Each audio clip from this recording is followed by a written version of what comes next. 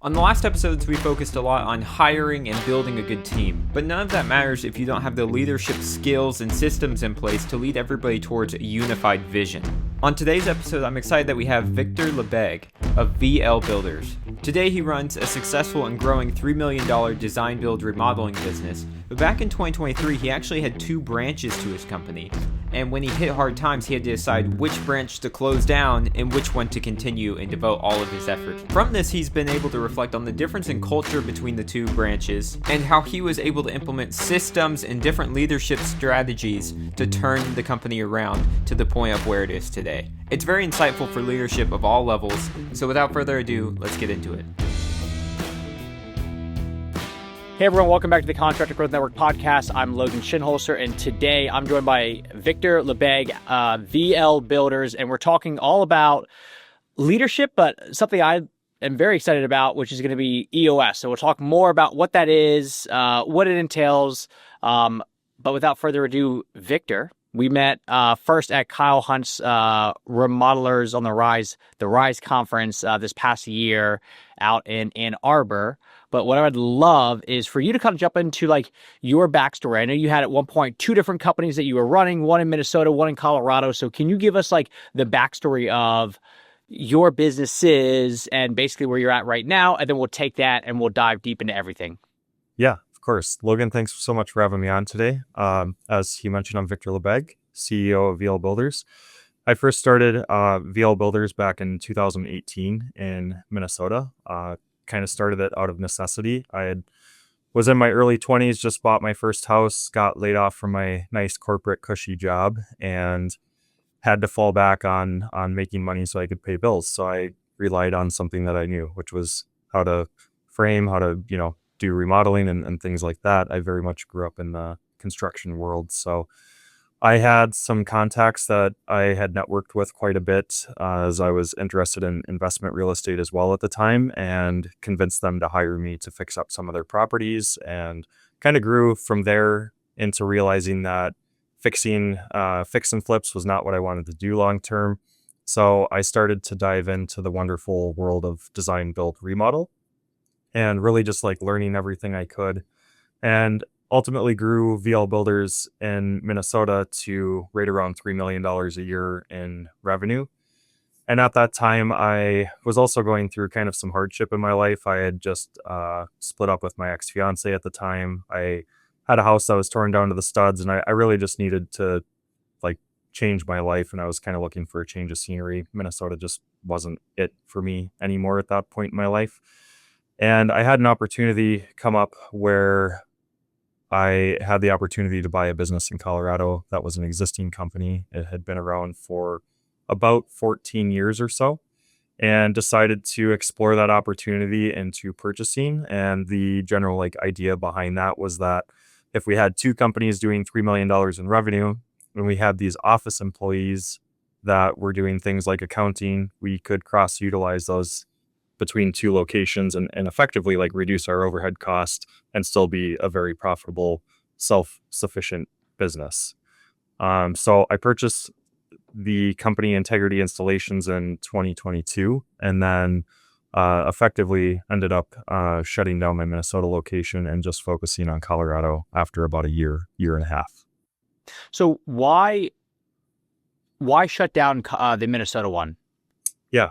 I know that sounds crazy because that's my baby, right? It was the one that I started from scratch. I built everything there. And ultimately, it came down to several factors. For one, we saw a big shift in the market in 2022 when interest rates spiked. We no longer had this excessive amounts of projects to do. We didn't have excessive amounts of leads. Things were getting quite a bit harder to sell. People were taking longer to make buying decisions. And so ultimately, part of it came down to revenue, but what made the choice clear for me was really the people that I had at each location and who deserved my time more and who really needed the most from me to be a long-term successful company, if that makes sense. And were you still living in Minnesota, or were you flying back and forth? No, so when I bought the Colorado company, I actually spent about 4 to 5 months stepping away from my company in Minnesota just as kind of like a trial run to see how things would run without me around. And then when I bought the company here in Colorado, I fully moved here, mostly because at that time, the company was very much owner led. He was still the salesperson, he was still the manager, and just kind of handling all the day to day. And so I kind of took over that role when I came here to Colorado. Mm. And then during my management Mm. time with both of those companies, I was very much traveling back and forth to both, Minnesota and Colorado. And when you Respective. say like the people in Colorado deserved more of your time, what do you mean by that? Yeah. So the company here really just had like great people. The previous owner really had like no construction knowledge. He was bad at managing people. He was bad at leading people, and there weren't really any systems here. And when I came to Colorado, I could very much see a team of people who were hungry for leadership. They were hungry to grow. They were hungry for a way of doing business that was, semi-repeatable. Not that everything is in our custom world. And in my Minnesota location, I had good people who had been in the industry for a long time and were very knowledgeable, but they didn't want it. Like I could lead them to water all day long, but getting anything implemented, getting consistent with anything was very difficult unless I was micromanaging. I'm not here to be a micromanager long term. And when you talk about like they wanted the leadership, like I know we've had it before at CGM. I have a lot of friends that are business owners, and they go, "Oh, I gave them." It's hard to say no to this person because they really want to lead or manage or be this responsible for this bigger, function within the business. But ultimately, just because somebody says they want it, one, do they actually want it, or is that just like the lie that everybody hears is that you have to be in leadership to make it happen? And then two, even if they do really want it and it's true, maybe they're not the best fit. Maybe they're not somebody that like could actually be that good leader. So when you think about your team out in Colorado and you say they wanted it and they were hungry, how did you, one, identify that they were actually wanting it and hungry, and then two, figure out, okay, they actually have the ability to then step into those roles rather than simply just wanting it? Yeah, for sure. As you mentioned, people can tell you they want things all day long. I'm very much a believer that like money isn't a motivator. Like we can't motivate people. They have to very much motivate themselves. Most motivation comes from within. Um, and really out here in Colorado, what it came down to is people asked questions. They wanted to know what the long-term goal was, what the vision looked like for our future. And anytime we talked about implementing something, it wasn't 15 discussions. It was 2 to 3 discussions of like how we want to do this thing, and then people actually taking action and doing it. It wasn't me sitting down writing the process saying this is the process, this is how we're going to do it, and then trying to spend 8 to 12 months like reinforcing that process. It was very clear that they wanted structure, and they wanted also a vision to see, okay, if I'm a carpenter here today, where can I be here 5 years from now? Or if I'm in project management, where can I be 2 years from now? And painting that picture of like, hey, if we all work together, we row in the same direction. This is what our company looks like. This is the structure, and here's the roles that you can grow into. And how did you like tactically do that? Because I know, like, I would like talk to my dad about like, he was really good at hiring people, and I would Yep. ask him like, what'd you do when it came to hiring? And I'm expecting like, these are the 7 steps, but he would just say like the golden rule, just treat people how you want to be treated. I'm like, that's great, but like, I think I need Yeah. more than that, Dad. Like, I know that. So like with you, they, Mhm. it's great to have people say, well, where could I be in 5 years? But also as a business owner, that's not always easy because you're like trying to figure out where you yourself are going to be in 5 years. So Yeah. let alone them. What did you actually then do as they're asking these questions to make them feel certain that you actually have a plan? Yeah, I think that's definitely a multifaceted process, right? Going back to what your dad said, like treating people the way they want to be treated is definitely a part of it. It it's funny. I'm rereading the book How to Win Friends and Influence People, and it very much talks about showing appreciation and genuine appreciation, not flattery. And I think that's a big part for motivating people.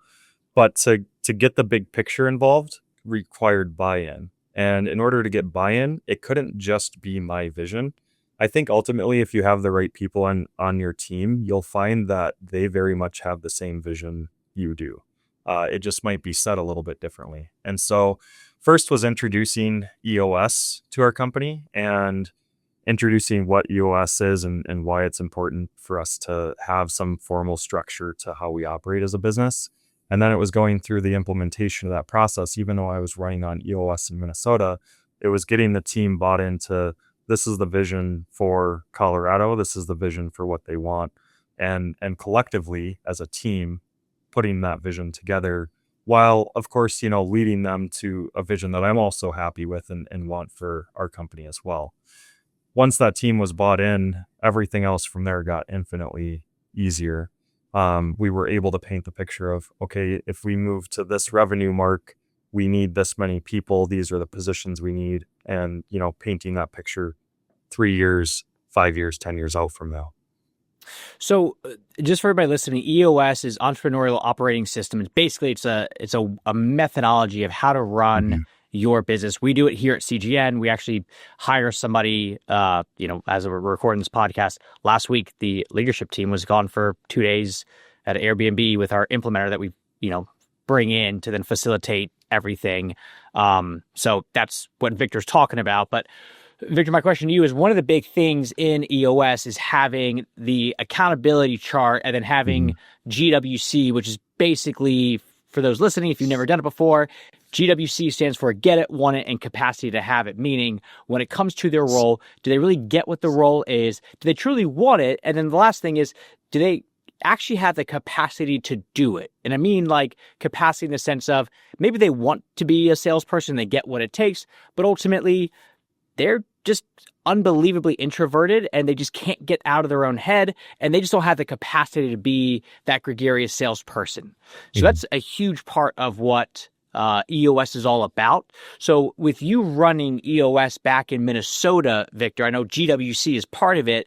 What was it about the Minnesota crew that you just thought, hey, this is just not, they're not the right people. They're not like hungry for this stuff, even though, you had EOS over there. And the whole point of EOS is to really get everybody rowing in the same direction as a whole. Yeah. So going back to that, I think we didn't have good hiring practices in Minnesota. And at that stage of our company, we focused a lot on capacity.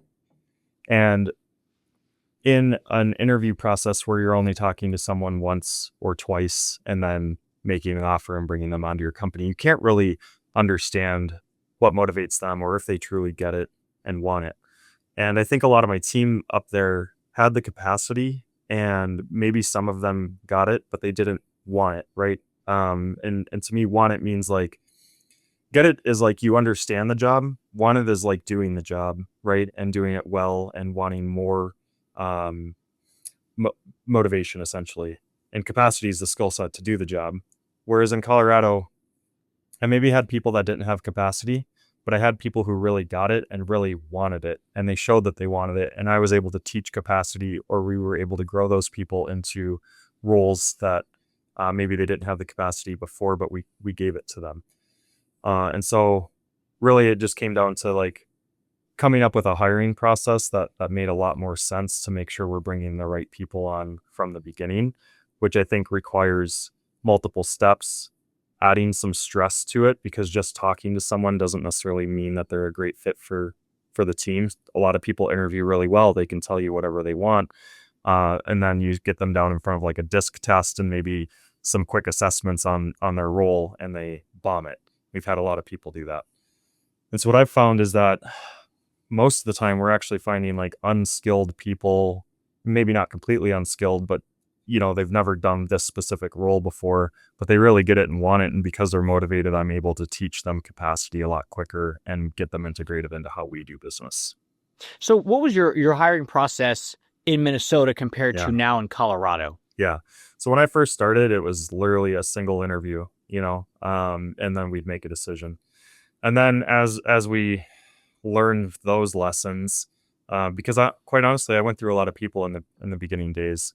It's hard to attract good talent when you're a small company, and Also, when you don't understand a hiring process, it's easy to say, okay, you're a good fit. You've got the skill set. Let's, bring you on tomorrow. Eventually we evolved into, doing like a phone screen and then a single round interview process. And we would end up bringing people in that maybe had good capacity, but maybe they weren't a culture fit with the rest of the team. And I realized, okay, we need people to also talk to the rest of our team. It needs to be a team decision, especially when we're this small, because one bad apple can sink a ship really quickly. So now our hiring process is resume screening, phone screen, first round interview with the team. The team decides who they think is a good fit. And then it's a final round interview with me. And then it's followed by assessments. And really the assessments are important. We just went through this. We hired 2 brand new people at the start of this year. And we had probably 6 great candidates. And 3 of them got weeded out through our team's interview process. And the top 3 ranged in experience. Some were very brand new to the industry and maybe had been working for 2 years in it. And one person in particular had been doing this for 25 years, had all the experience that ultimately we would want. And she did well on the interviews, but then it came down to the assessment piece. And we found that maybe she's not as much of a team player as she said, based on the disc profile. And maybe she doesn't solve problems as effectively as the other 2. And so we ultimately decided not to hire that person and hire the other 2. So when you say assessments, you mean more of like behavioral assessments rather than like assessing, are they a good carpenter or not? Yeah. It's more behavioral, like a disc profile or problem solving assessments, things like that. So we can just kind of understand how they might approach different positions. And then to take that even a step further, we can create assessments using, things like Test Gorilla or any of those platforms out there. And typically you can also have your team take an assessment for that role based on what they think. And then you can review the candidate's assessment and compare both assessments side by side and just see how that fits into the role. And then when it comes to the actual like skill set of the role itself, like, are you subbing, like, are you operating where like you sub everything out and then you have a bunch of like PMs, or is everything in house?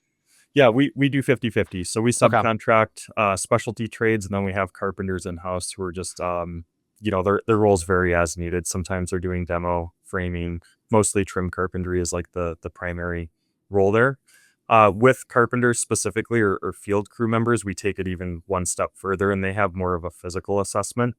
I've found you can tell someone's experience in about 30 minutes if you hand them a skill saw, have them cut a 2x4, have them identify some fasteners. It's insane how many people work in this industry and don't understand what a galvanized nail is used for versus a bright coated nail. And then we also have them do things like cut a piece of crown and cope it, just so we can see, that general skill set. And it takes about 30 minutes, and it gives us a good understanding of where they might fall in on the list. And let me ask, with that sort of skill set, are you doing that physical, practical, if you will, at the end? Are you doing it at the beginning? Because ultimately, if they don't know the difference between, a circular saw versus, a hacksaw, there's no need to have a whole, culture fit interview. So when do you do that? Yeah, that's fair. We actually do it at the end. Okay. But you bring up a good point. It is, however, pretty rare that it's kind of rare for us to hire carpenters. Like the people that have been on our team have been here for quite a while. We've hired 1 over the last 2 years. But ultimately, I think in the beginning, it's looking at their experience and talking to them. We can understand that knowledge base. And as long as they're on that playing field, then they advance into the interview process. Sure. Yeah. Because I know we've, like, for certain roles for us, like, we would do the practical pretty much out of the gate of like, hey, this is such like a specialized thing that ultimately we could probably skip maybe 3 hours of interviews, because we have like a 4-step interview process that's like, it's pretty long. And we could save a lot of time if we just said, hey, build us this website, and they go to build the website and we're like, oh, we don't even need to have like a resume interview because like we're good. So yeah. No, that totally makes sense. Yeah, so we flip it sometimes. When you went into the Colorado organization or company, and you said, all right, guys, we're doing this thing called EOS. What was the initial gut reaction? Are they excited of like, we finally have this thing that we can have vision? Are they frustrated because they're like, nobody likes change management? Yeah. What does that look like? It was a combination. I think some people were frustrated. That helped us identify who maybe wasn't the right fit for our company long term. So we did eventually end up letting some people go, or they, figured out that they just weren't a fit here and moved on to other things. We had some people who were excited or just kind of indifferent about it, but followed along and then saw as we implemented things how much better things got. We were able to do things like increase our average job size, take on clientele that we really love to work for. And so as they saw those pieces start working together, they saw the improvement and now love running on it. At least I'd like to think they love running on it. And when you approach them, because I know one of the things you brought up was like, it's not just my vision, it's our vision. And I remember there's a guy, Tommy Mello, I was listening to one of his stuff, and he was talking about like, you think as the visionary and the business owner that you're going to go off into this cave over the weekend, come back with this like grand vision. And when you're done telling everybody the vision, they're going to clap, they're going to put you on your shoulders and like walk out and everybody's so pumped. But ultimately, every time I've done that historically, the first question I always get is like, well, where do I fit in on that? And I'm like, did you not just hear what I said? Like, right. You should be thanking me for this vision. Right. And they're just like, yeah, I get that. But like, where am I fitting in? Like, how does, I don't really understand it. So I've learned the more that it's then our vision, it's a big deal. Yeah. However, a lot of people here have gone through a lot of iterations of this is just Logan's vision. We're just going to do it. Yeah. And then eventually once we flipped it, it's been a lot better. So when you came in and basically made it our vision, what did that look like in y'all's world as far as how you're approaching that with the team? Yeah, that's a good question. I think it really started, I had to spend 6 months showing people that this business isn't just for me. Like, I'm not here to get rich. So I had to do little things. I had to listen to people. I had to understand what they truly wanted. And then I had to show up as a leader, showing them that I'm capable of executing on the things that they want. To give an example, we had a lead carpenter who really just like I don't think anyone ever showed him that they believed in him, right? And so he would show up kind of timid in a lot of meetings and things like that. And so I just spent a lot of time with him, showing him that, hey, I like believe in you. Like, you have this great skill set, and I think we can expand upon it, and you can ultimately be where you want to be. And now he's a project manager for our company. And so we gave him training. We put him through the NARI lead carpenter course and just worked with him. There's a lot of different examples I could go through on that, but just showing people that you believe in them and getting that buy-in that like you're there as a leader for them is, I think, step one. And then step two is, showing them what the system is that you're operating your business on. It doesn't necessarily have to be EOS, right? There's tons of them out there. And showing them that there is a roadmap for them on that vision. And not everyone needs that, right? Like, some people just want to show up to work every day and be in their seat and do it well and never really think about growing to another level. So it's also a bit of identifying like who's hungry for growth, who's not hungry for growth, and making sure that you're playing accordingly with each of those people. So with this specific lead carpenter, you put him through NARI's lead carpenter program. I mean, that's like a great like capacity to have it, where maybe you get it and you want it, but you just don't have the capacity to have it. But I know as an owner myself, a lot of times it's tough where I'm like, are they not in that position because they don't get it and they don't want it? And if I put them through this course or program, basically maybe they're going to figure it out, but also maybe I just spent a bunch of money on somebody that ultimately is going to say, screw this. I'd rather just show up, clock in, clock out, and I'm done. How did you figure out with this specific person that like they wanted more and they had the capacity to get there? They just needed basically the pathway to make it happen versus just going, I just think they're a paycheck, not paycheck to paycheck, but just like let me just show up, do my job and go home. And I don't really want more out of it. Ultimately, it was just having a one-on-one discussion, which I think is also important. EOS teaches quarterly conversations, and I try to do that.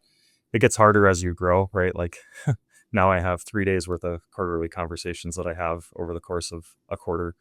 But really just, getting that one-on-one time, really understanding what that person wants long-term and understanding if there is more that they want, seeing what they struggle with, if there's areas that they want to improve.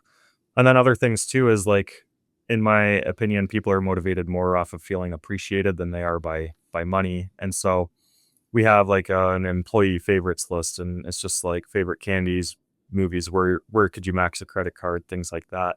And so I also give gifts intentionally when I see someone that's like doing the right thing. Like it could be displaying one of our core values, or it could be maybe 9 times out of 10 they don't add a daily log, and then the day they do, I like call them and say, hey, like, thank you so much for doing this daily log. It was great to see the progress on this project, and the photos of the cabinets going in, and just emphasizing that behavior that you essentially want to see out of them. And then ultimately I find that people just end up stepping up more to that. And when you're going through this, I mean, a big part of EOS is visionary and integrator. So I know I just like put a post out the other day because when we came back from our annual, planning, I'm the visionary for CGN. I never thought of myself as the visionary. I always thought that was like, I felt cheesy saying I'm the visionary because I'm not Steve Jobs or, like it feels weird. Yeah, it felt super weird. But then when you actually like define what a visionary is, I mean, it was more about like bad tendencies that make you visionary. I'm like, oh, that is exactly me. Like scope creep is my jam. Like, let's do it. So that was like my thing. But I have an integrator that like I'm able to then fall back on, and I like it's been a big journey between Allie and I figuring out where is that line in the sand. Am I just going, hey, we're gonna hit 10 million in 10 years? You figure it all out. My vision's done. I'm gonna go out and do my own thing, and then you integrate like. How do you have an integrator, or are you the visionary integrator? Like, what does that look like? Yeah. So I currently sit as both the visionary and integrator.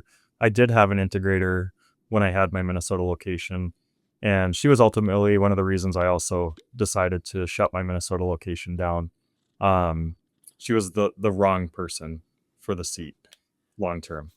And currently, so I sit, like, you have the tests that you can take through EOS on if you're more visionary or integrator. I sit almost dead center in that. Eventually, I would like to have an integrator, because I also have very much big visionary tendencies. Like, I think we can do 10 million tomorrow, and this is all we need to do. And, so I have to derail myself and pull myself back. But each member on my team is essentially an integrator in their own sense, right? Like, so I have Anne, who is our brand and operations director, that started off as an executive assistant for me, and we worked very heavily and very closely together for like 2 years straight on integrating a process and SOPs and things like that into the company. And so I was also having to get comfortable throughout that time with like, things don't have to be done exactly how I want it. Actually, a great point. I was just at Case Architects and Remodelers last week, and they say a lot. Creative people need creative freedom to do creative things. And I had to stop analyzing every single part of how we do something and realize that people need creative freedom to be able to move and work the way they want to. We need guardrails and gates for things to pass through. And so it took a lot of self-reflection and self-work also to just be able to step back and let people integrate things for us, if that makes sense.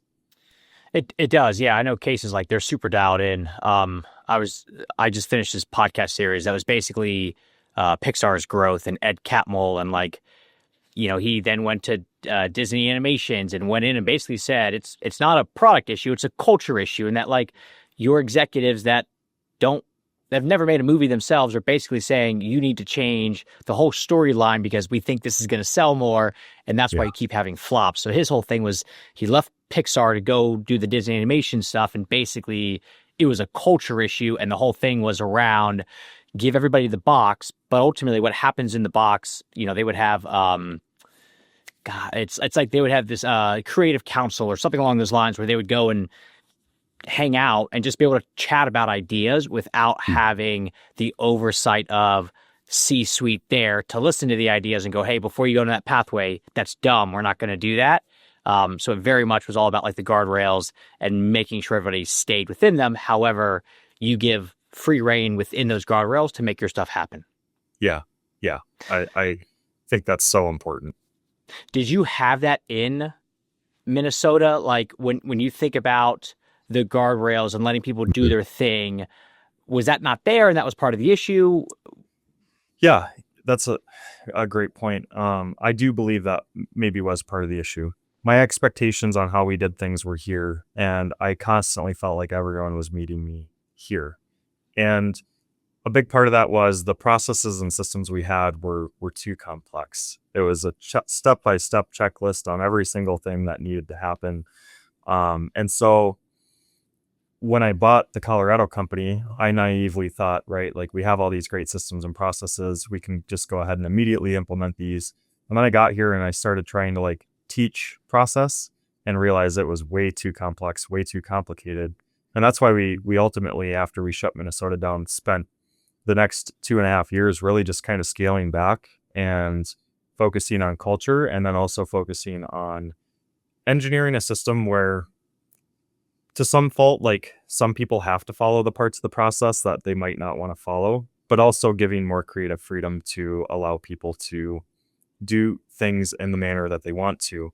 And right now we're at a small size where everyone kind of has to do their part so everybody here can do their job. But as we grow, the goal is like, I don't care how you do a sales presentation, do it in the style that you want to, as long as you're selling clients and you're taking care of them in the way that we want to have them taken care of. You're allowed to do what you want in that process, so we'll start backing reins off as we go.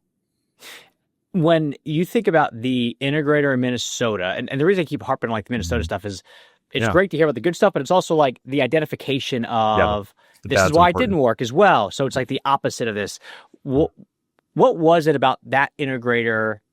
Maybe not them specifically, but just like in general, was it the wrong person for the role? Was it the right person for the role, but you were the wrong visionary at the time? Like what caused it to be such a friction point that you said, I'm just shutting this whole company down?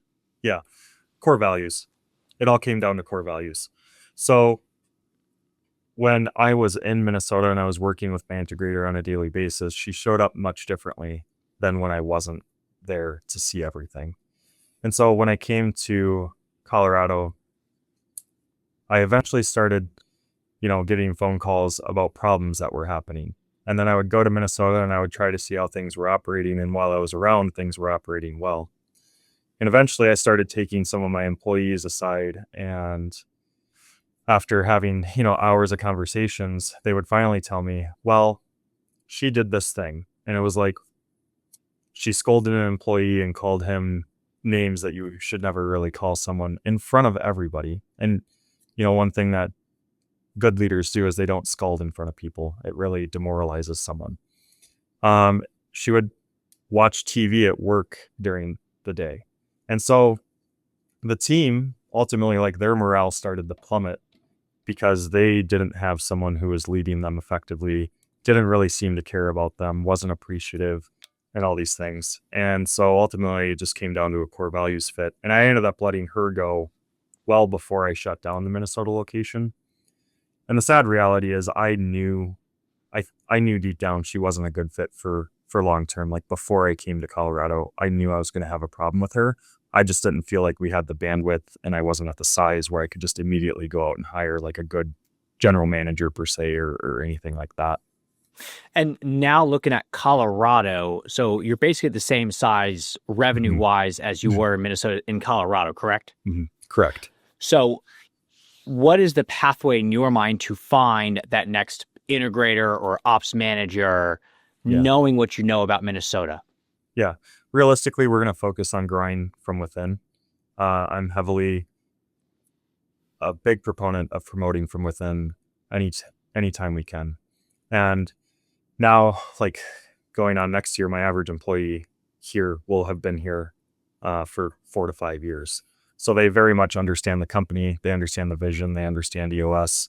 And I believe we have a couple on our team that would be very happy to stand into an integrator relationship. Secondly, I'm here to build a company long term that doesn't necessarily just revolve around me and my leadership. And so I believe we're going to approach a path of having a semi-employee owned company. I'm not quite sure what that structure looks like. And so it'll be more than a leadership team of one or an integrator of one. It'll be more of like a board. Interesting. So why that approach compared to doing just this single integrator, which is kind of EOS to a T? Yeah. I think that each of our areas of business are very different than something like a McDonald's or a factory floor. And I think even if you have a good leadership team, I believe that the people that are like the head of production or the head of sales and marketing and design and things like that will very much be more passionate about integrating things into those departments and coming up with ideas that also involve their team. Got it. And then when you think about the leadership team, like that's a big part of it. Like over here, we have, visionary, integrator, client success, ops, like all those different like seats together. Yeah. How do you look at your, for a design build remodeling company, what does that leadership team look like? Like who actually sits on that team? Let's say cast it out 3 years where you've got that full team built out. What are the roles? Yeah. So we would have an operations manager, a finance director, and Anne, who's currently on our brand and operations director. We call her operations director, but it's not in the way people think. She's more focused on like systems and IT and like software and stuff like that. So it would for sure be those 3 people. And, if we're lucky to be at the size, we'll also have someone who's the head of sales and design as well. So you combine design and sales together? Yeah. Currently we do. We're just not at a revenue level where we can separate it out yet. That is the probably the 5-year path for us though. And when you do all this stuff, I mean, I like the whole, everybody talks about work on the business, not in the business. And like, I kind of find that to be played out to a certain extent, but it's like super true. I mean, it's just, it is what, how much time are you spending like thinking about the metrics and the vision and like where the team is going? And because all the stuff that you at the beginning that you were talking about of like, where would you max out a credit? Like all this stuff, as you're saying it, I'm just thinking like, God, thank God I got Allie. Cause like, that is not my personal wheelhouse. Yeah. Like I'm very good at the exact visionary stuff, but if you put out a really good website or like a client has a really good result, I will see that and I will like highlight it publicly. But as far as like, hey, I saw that you just got a new puppy, like that's just not my natural thing anyway. So like, how much time are you spending thinking about all the little things that make a big difference in the business? Yeah. Logan, it sounds like you and I are wired very similarly. I'm also not. No. I'm just like, oh, I'm not a dog person, but I'm also like, honestly, unless you're talking about like design, build, remodeling, marketing, like we don't really have that much to talk about. Like it's a very specific niche that I can go on all day long. Yeah, I'm very much wired the same way. Even in my friend groups, it's like we can talk about business all day long. I can't talk about football and whatever. Yeah, I got nothing. Like I don't care. Yeah. Well, thinking about the business is a daily practice in a sense. I try to carve some time out though. I do follow clarity breaks. So it's funny. I actually, after this recording, I have the next half of the day to just go do a clarity break and think about, okay, what's working well, what's not, what do we need to fix, what don't we? That role is changing for me almost on a daily basis. I stepped out of sales about a year ago, but I was still involved because we only had one salesperson and they only have so much capacity. And so I was just filling gaps wherever we could. So as our teams expanded, I am purposely creating my role to step out of the business more and more because we've gotten to a point where I'm getting in the way of things more often than not. And that's not because I suck at it or I can't do it. It's because I have to have, my oversight on the whole business as a whole and steer us towards the vision. And so I'm not just thinking about my client and sales. I'm thinking about marketing 8 months down the line and where our pipeline's at and where consumer confidence is right now. I'm thinking about the types of projects we want to do and how production, if they have the capacity or not, is able to meet the demand of our workload. And because I'm thinking more and more about those things, I'm just not able to follow our process well for bringing a client in. And as it sits right now, I'm just mostly focused on training, building culture, thinking about the business, mission, vision, and values, and really just trying to implement those and push those any way I can. Talk to me a bit about the clarity break. What is it? What are you doing during it? What's the cadence look like? Yeah. I do a very low pressure clarity break. The goal is to literally just take a notepad, sit down somewhere that's not your office, not your house. I usually go to a coffee shop or a restaurant and maybe just grab lunch or something like that. And I don't have an agenda. I'm not there to meet any expectation. I'm just there to think, and whatever comes to my mind is the things that I'm thinking about and writing down and thinking through. And then as those thoughts come through, I'm trying to pick, okay, what are the top 1 to 3 things that are like in our way at this moment, and what are we going to do about them, and how are we going to approach that? And how did you, like, for me, I know I'm supposed to do clarity breaks. I suck at them Yeah. because, like, they're just not, I'd rather just sit down and build something, or like go Yeah. meddle in somebody else's department and bug them. Because I'm like, Yeah. oh, you know what's better than a clarity break is me giving my 2 cents on the website flow, when in reality, they're like, Logan, like you're messing stuff up. So Yeah. how did you come to prioritize taking the time to sit down and actually have thinking time? Yeah. It's new to me. I've tried to do clarity breaks for a while, and I have done them, but I haven't done them consistently up until more recently. And really, it just came to sitting down at the beginning of the year and putting it on my calendar and holding myself to having that appointment. And secondly, you just said something that's really important. Logan, you're muddling stuff up. I had to start listening to my team and understand that, like, I don't need to be involved in every conversation. It's nice to, because it makes you feel needed and wanted and important, right? And a lot of us are motivated by feeling important. But I often will, bring in 2 cents that probably doesn't make sense, or they would have figured out themselves anyway. So it's really just kind of a waste of my time, and I'm not serving my team in the best capacity by involving myself in those things. Yeah, I look at it like with me, it's like golf, where it's like 1 out of 4 shots is like great. So I'm like, oh, I'll just keep swinging. Like that's what the team wants. Is they want me to keep going, but it's like 1 out of 4 ideas hit, but the other 3 basically change the process enough that everybody has to relearn how to do stuff. So now if there's a client that's like, hey, I want you on my account, I'm like, you don't. I'm like, I'm behind the scenes. I will see everything. Trust me. But if I step in, ultimately, I will delay the project. I will then come back and go, hey, I have all this new stuff that I think you should add. It's going to cost way more. And then you're going, well, that wasn't part of the deal. So I'm very good. Like my paper plate award for our company was Scope Creep Instigator, where if I step in, it's then I made more work for everybody, and ultimately nobody wins. Yeah. And you probably, not to think of it like a business, but to think of it like a business, you probably made less money on that too. Way less. Yeah. Yeah, way less. I mean, there's a guy that's big in like the agency space. He's big on like operations, and basically he said every time you change your offer or what specifically you're giving out, the team that spent all this time building out all these systems and processes, you're now changing how to approach it. So now they have to figure out what is the right way to do it. How do we rebuild everything? And basically, our job's hard enough where it's like we're just trying to keep up with what Google is changing, 24 times a day, let alone now Logan is changing stuff 24 times a day. And it's just, there's no benefit to it. Yeah. Yeah. So I think as you grow, Logan, I don't know about your start story, but I started with $500 in a tool belt. And I also had a very difficult childhood. Everything relied on me for self-sufficiency, for my safety, to meet my needs, whatever it was. And as I grew, I also was very much like that. Like, I need to decide what this process is.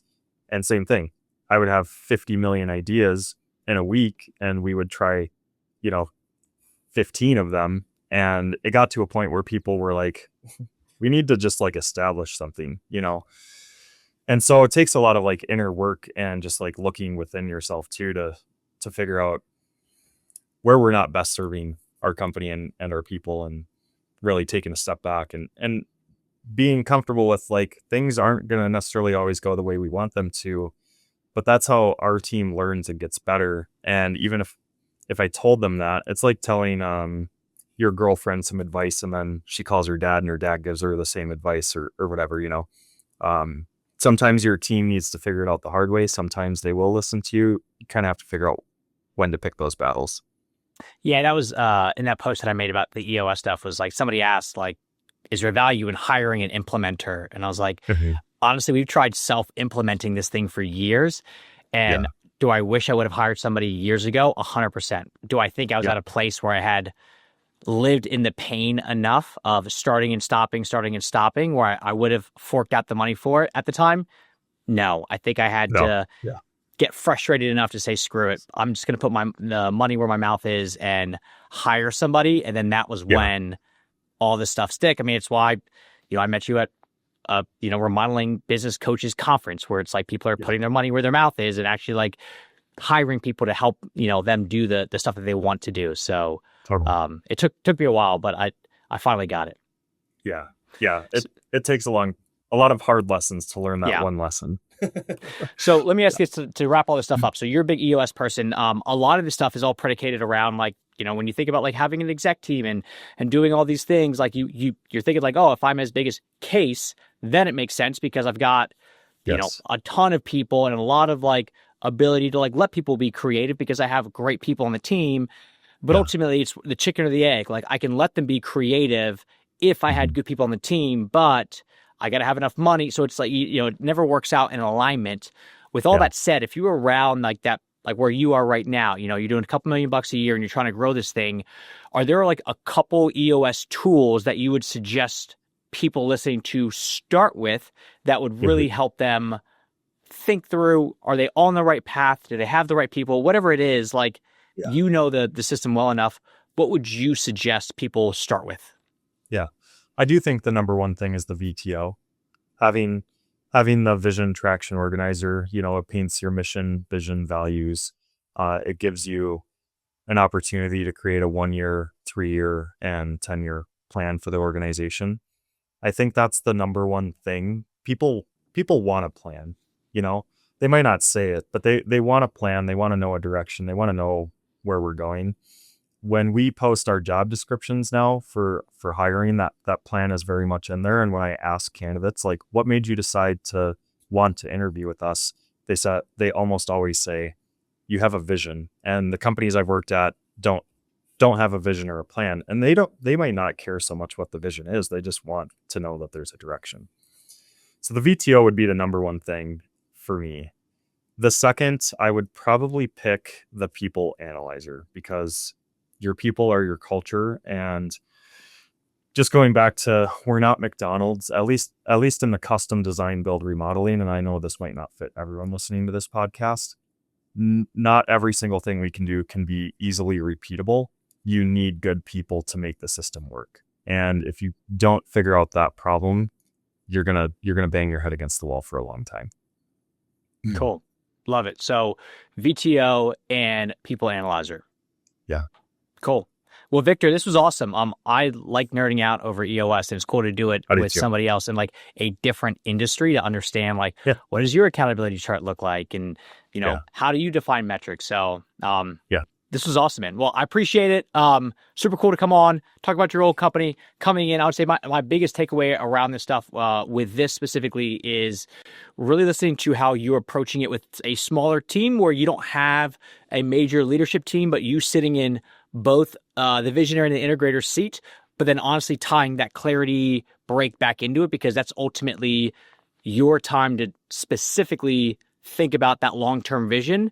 Because I'd imagine when you're in the day-to-day of it all, it's much easier to be that integrator rather than the visionary. So to actually like build that in to your overall day, like I imagine most everybody listening to this is not doing that, and that's awesome. So that's cool. Thank you very much, man. Thanks, Logan. I appreciate it. Cool.